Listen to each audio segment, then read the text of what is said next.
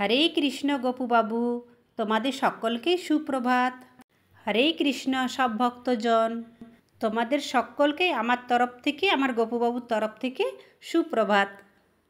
আজকে দেখো আমার গোপুবাবু সকাল সকাল ঘুম থেকে উঠে ও কি বলতে চাইছে।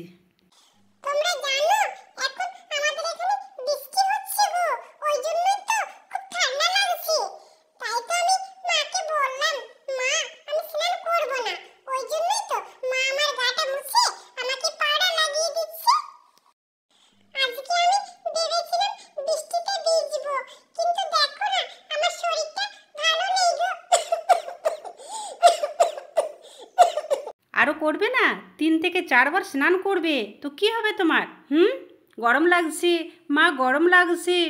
মা আর করব না, আর স্নান 3-4 বার করব না, শরীরটা ভালো লাগছে না গো, জ্বর আসছে।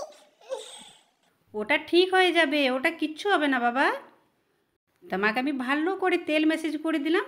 তুমি রাত্রে বললে না মা আমার কাঁধগুলো ব্যথা করছে, ওই জন্য তেল ম্যাসেজ করে দিলাম। বলো তো এখন কেমন লাগছে তোমাকে?